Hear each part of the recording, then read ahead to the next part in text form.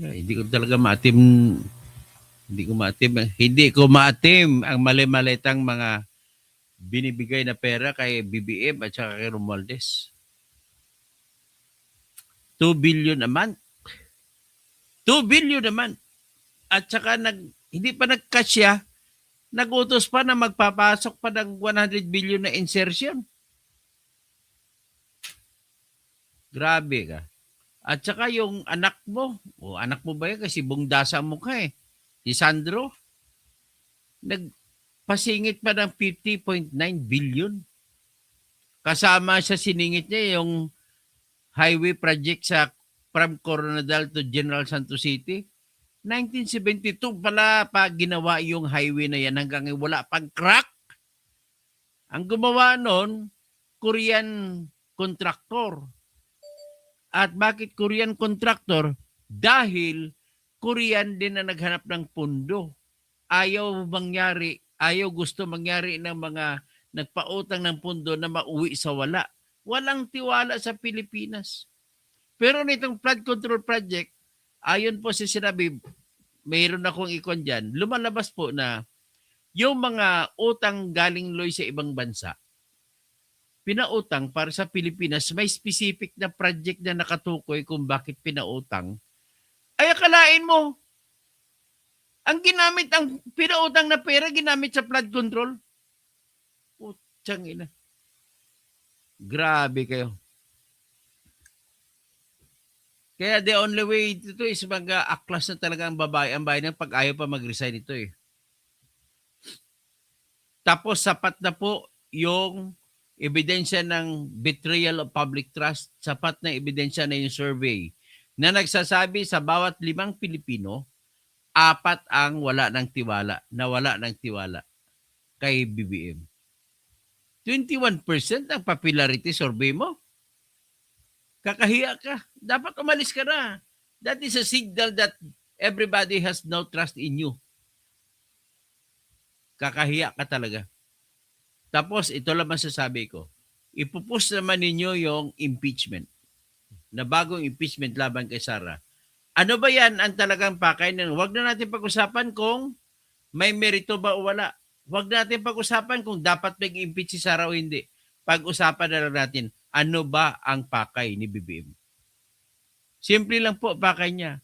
Sa ilalim po ng konstitusyon ng Pilipinas na nagsasabi kung bakante ang opisina ng Vice President, ang President na kasalukuyan ang mamimili kung sino ang ilalagay na sunod na Vice President.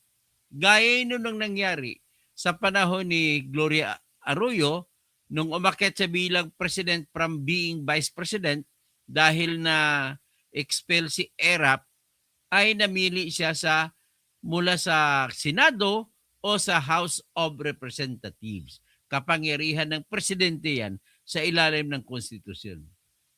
At ang pinili niya ay ang pinaka-most harmless na si Senator Teofisto Gingguna.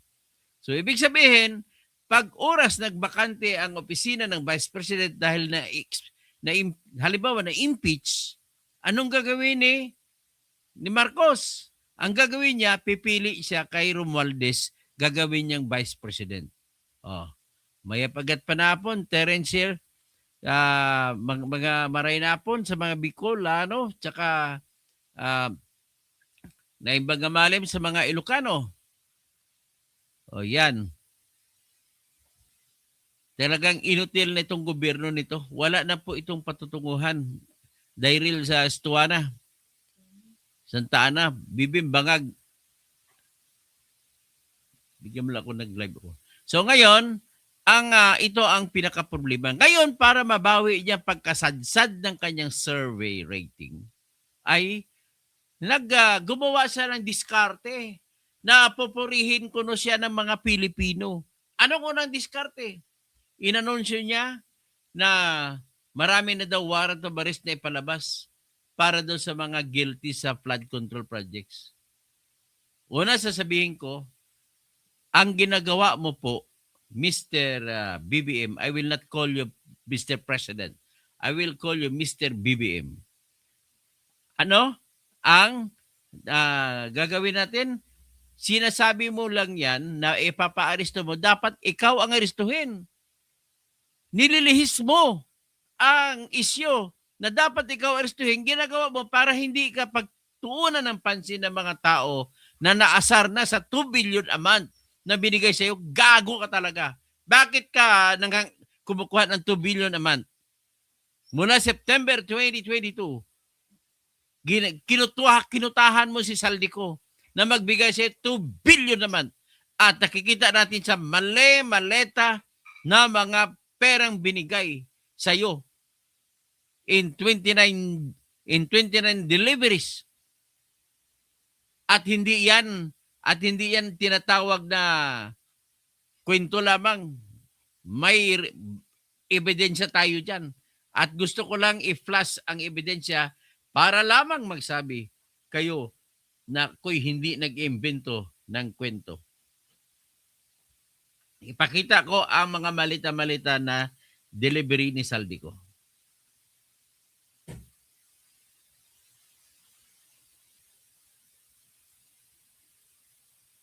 Ito mga malita ang delivery niya. Grabe ka ha. O ito, ilagay ko muna sa screen ang delivery. Bago tayo dumako sa sunod na subtopics natin. O ito po ang mga mali-maleta na mga delivery ni Saldico kay BBM. O yan ha. O ito, May 1, 2024. 34 luggages, total 1 billion delivered to RR. Romualdez Residence. 8:03 p.m. Bahay ni Romualdez yan. Yan ang na-deliver noong May 24. Ipakita ko lang mabilisan. Ayan. O yan, 1 billion din yan. October 2, 2024. Pangalawa na yan. O ito, June 14, 2024. 1 billion din. Pangatlo na yan. 7:56 ng hapon. Tapos pang-apat, November 29, 2024. 1 billion again. Pang January 11, 2025, pang-lima ay 13 luggages. 500 million. Tapos December 14, 2024, 250 million delivered to residents. Pang-anim yan sa noong 8:34 ng hapon. Ito, July 16, 1 billion dineliver noong July 16, 2024, 7:14 ng hapon. Pang-pito yan. Pang-walo, delivered 500 million January 17, 2025 sa bahay pa rin ni Romualdez. Tapos pang-walo ay August 8, 2024. So ito ay 500 million na sa bahay din ni Romualdez. Pang-siyam, ito naman yung 1 billion pa rin ulit, John 3, 2024. Pang-sampu yan. Pang-11, 1 billion, March 12, 2024. 35 luggages, 7:27 ng hapon, dineliver.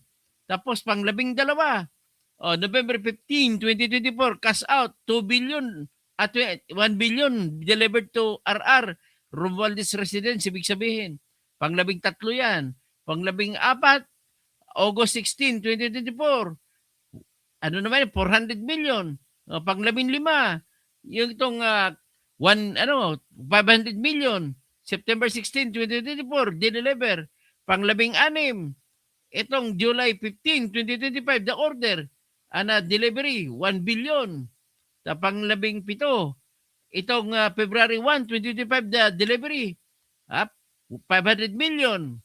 Tapos pang July 27, pang-13,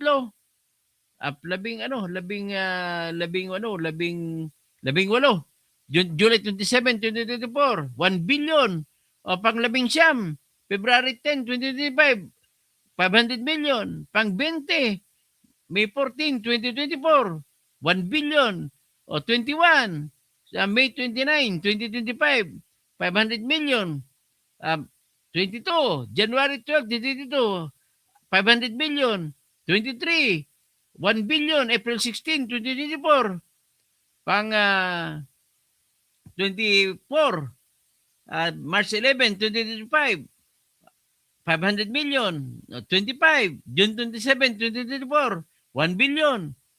26, November 29, 2024, 1 billion. Tapos, 27, 1 billion. January 8, 2024. Tapos, June 14, 2024, 1 billion again. Tapos, yan na. Sa listahan ni Saldico, ito nagsimula. 1 September 2022, 450 million. Patapos yan hanggang sa pinakadulo.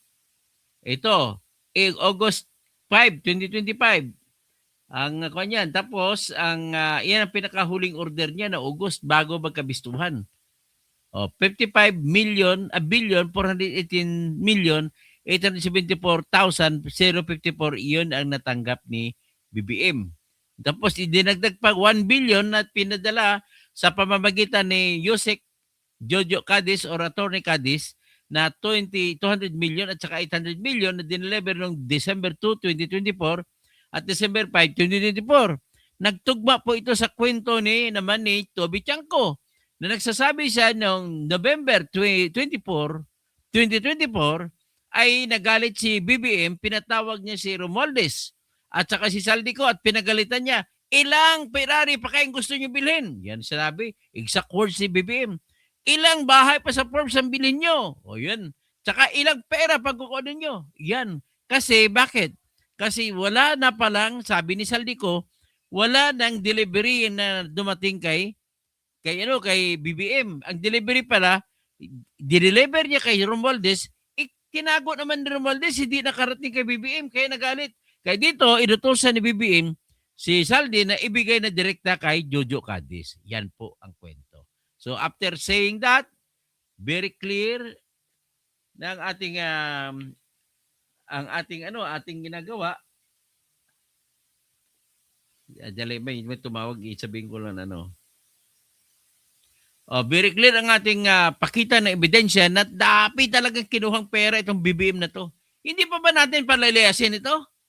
Tapos siya, para makabawi siya, ang ginagawa niya ngayon, gumagawa ng mga bagay na hindi niya dapat gagawin. Akalain mo nga, nag-live ako live.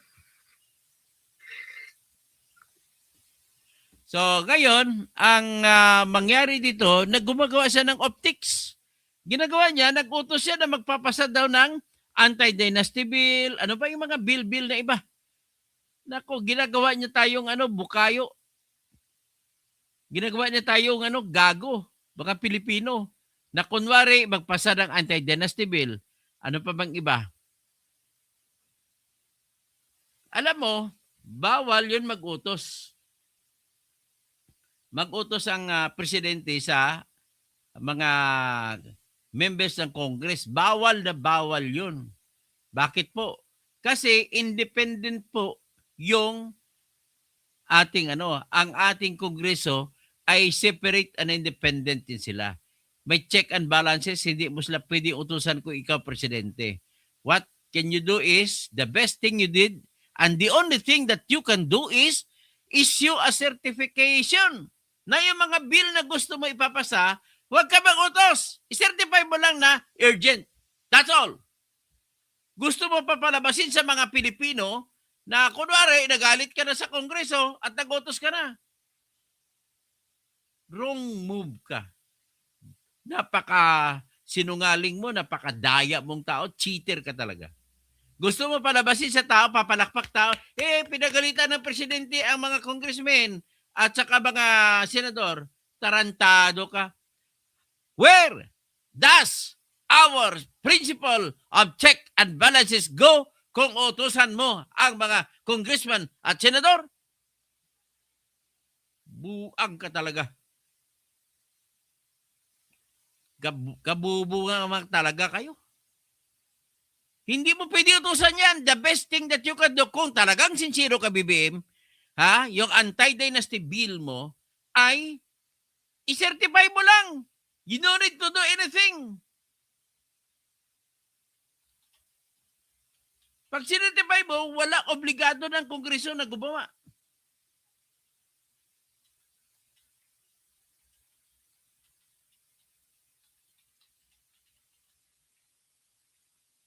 Yan, tingnan natin ang mga batas na gusto niyo ipapagawa maliban sa anti-dynasty bill. Independent People's Court, pero hindi naman siya. At saka party list daw, i-reform daw. Pero hindi naman siya nagpalabas ng tinatawag na urgency certificate. At saka gusto niya Kadena Act. Paano mangyari ito? Ginuguyo mo lang kami. Gusto mo lang ipahiwatig sa mga Pilipinong bobo na papalakpak sa'yo, magaling presidente namin, inuutosan ng mga congressmen at senador ng mga walang kwenta. Pero bawal sa konstitusyon ginawa mo, you cannot order the congressmen and the senators. Kabobo ka talaga. Tapos ito naman, gusto mo papapugi ka, inanunsyo mo na kansilado ng passport ni Saldico. Bakit? Ano ba talagang totoo dyan? Ang totoo, gusto mo makansila? Sa totoo lang, ayaw mo. Bakit? Kasi kung makansilado, baka mauwi ng bigla si Saldico at tumistigo laban sa iyo, patay kang bata ka.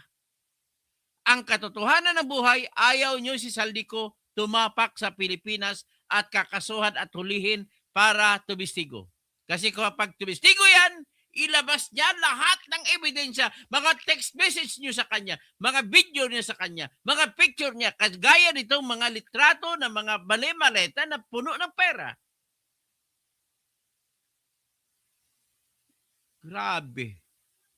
Kaya lahat yon guyuan lamang ito. Mag-optics-optics ka. Auntie Claire, Ma'am Claire Castro, abogada ka. At ikaw ay hindi abogada na ordinaryo. Take 1 ka sa bar exam. Cum laude ka pa sa UST, College of Law. Alam mo naman yan na hindi pwedeng utusan ng presidente ang Senado at Kongreso. Bakit mo inanunsyo na the President has ordered the Senate and the House of Representatives to pass the following bills? Number 1, Anti-Dynasty Bill. Number 2, Kadena Bill. Number 3, Party List Reform Act.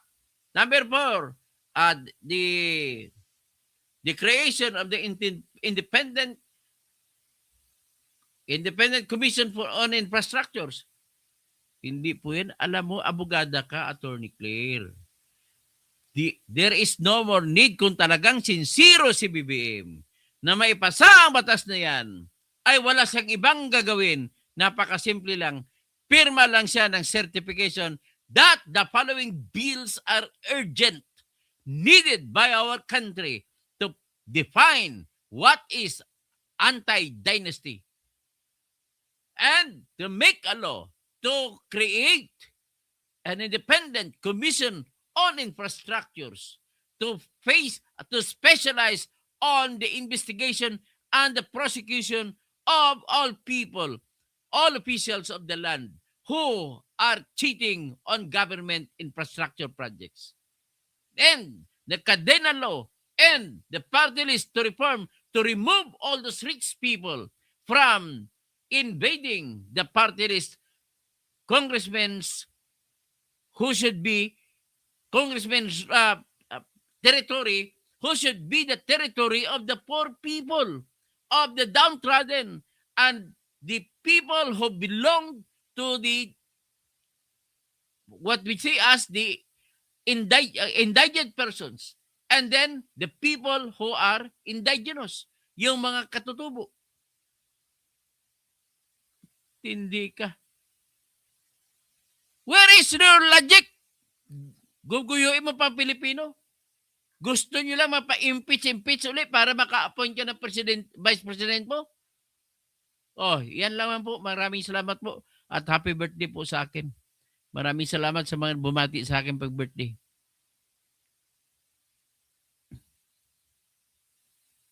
Ako naman, mga magnanakaw talaga. Tama po, mga magnanakaw sila.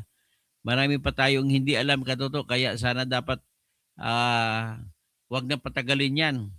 Bergie Piquero, Celso Alilano, ayos yan, idol. Araw-arawin mo yung mga inutil na sa gobyerno. Daryl Santa Ana, mga bangag na BBM, resign kayo. Terencier, Mayap Agat Panapon. Tapos si Joshua Borromeo, Triple B, spotted. Tapos Emray, YouTuber. Boss, tulog ka po yata. Paano niya pipiliin si Romualdez ay hindi na siya head ng Congress? Hindi po head ng Congress ang pinipili kahit sinong congressman po. You must know that is the law. Hindi pwede speaker, ha? Nasa kanya yan kung sino piliin niya. It does not need to be a speaker. It does not need to be a Senate President. Kahit sinong senator, sinong congressman. Dapat malaman mo gano'n na batas, ha? Mr. YouTuber, wag mong pagbasa ka ng Constitution po. Joshua Borromeo, balita paano nalaman na pera? Yes, balita na pa, na-testimonyahan na po yan. Si John, I can't believe that BBM still has 21%. Dapat zero na yan eh. Tapos,